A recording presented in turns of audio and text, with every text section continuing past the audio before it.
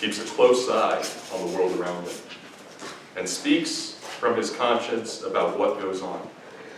Today, he addresses the political divide and calls for American unity.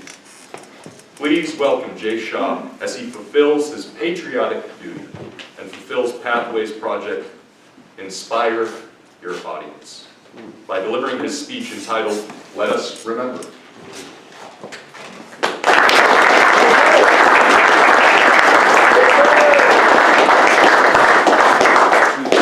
Thank you, Mr. Toastmaster, and good morning, everyone.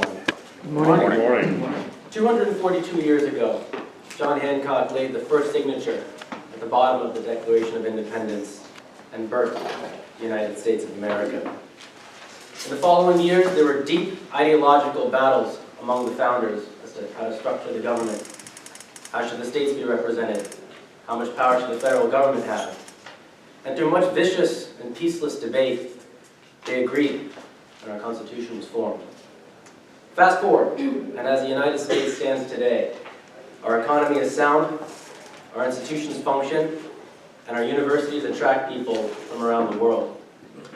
What we are most greatly failing in, what we are most bereft of, as compared to any time in memorable U.S. history, is a sense of national solidarity, is a sense that we are all American and that we all love this country. Family relations are straining, and friendships are ending due to political differences. What starts locally spreads nationally. Abraham Lincoln said, "America will never be destroyed from the outside.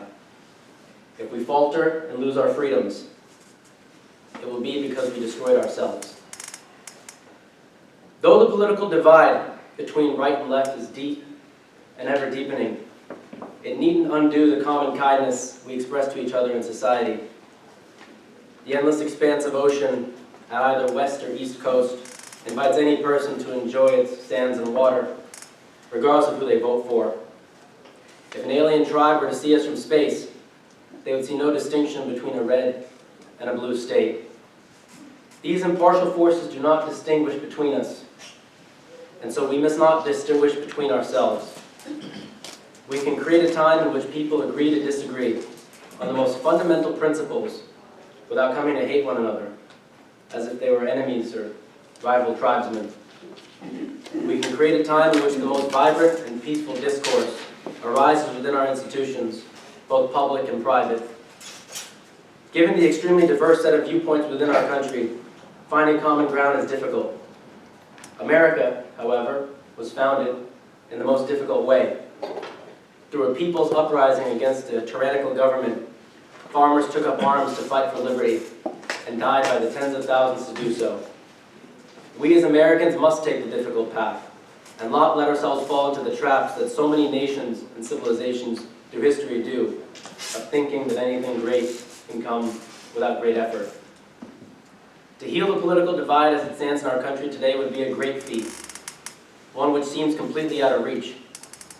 In moments like this, we must turn for wisdom to one of the greatest Americans who ever lived, who braved death in battles over decades, who won the loyalty of his countrymen, whose wisdom has set precedents that influences to this day, who in 1789 was unanimously elected by the Electoral College to become our first president, and that is George Washington. Along with refusing to become a monarch, Washington refused to join a political party. He felt they would lead to divisiveness that would tear at the seams of this fragile, newborn nation. This is not to say not to join a political party, but it is to say to be able to look beyond party lines, to see what is in the interest of the country. It means to see someone from the opposing party and give their perspective an honest look. The key word being honest. It's very easy to vilify an opposing perspective as being entirely baseless, and to chalk it up to negative attributes that the people who hold it may possess. A better method is to speak to those who believe differently, to understand their perspectives so we may broaden ours, and so that we see the common humanity in them, rather than seeing them simply as opponents who need to be defeated. It is increasingly important to do so at a time in which there is a growing desire among people of various backgrounds and regions to secede from the United States, to form their own government and live with their own laws because they have lost connection with their country. The loss of any state or territory would be a blow to national solidarity, decrease the United States' domestic strength, decrease the fluidity and prosperity of the economy, and make it more susceptible to foreign attack. These same losses would apply to the seceded territory as much, if not more, than they do to the United States. We are therefore all involved in the search for unity. Though our country reigns prosperous among many avenues, including economics, medicine, and education, those prosperities are unrealized when the people within the country are filled with hatred for one another, when their thoughts lead them to hate and ostracize someone with an opposing view. They feel no sense of security. Let us make alive a sense of security by making anew a sense of unity. Let us reach out to the other side without fear that our mind will be changed. Let us reach out to the other side, knowing that we may maintain vastly opposing positions while at least understanding where the other is coming from. Let us agree to disagree and let the battle of ideas play out in the realm of intellect, not in the realms of passionate emotion, power plays, endless manipulation, and massive distrust.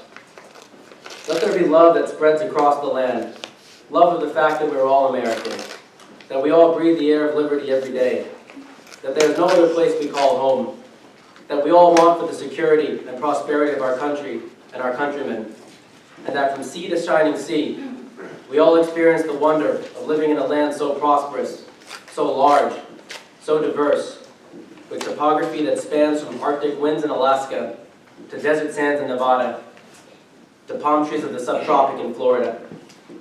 The wonder of living in a nation which has pioneered the first waves of invention and industry in automobiles, airplanes, spaceships, and satellites, which was home to Thomas Edison, the father of modern sound, and to Albert Einstein, one of the great scientific geniuses of all time.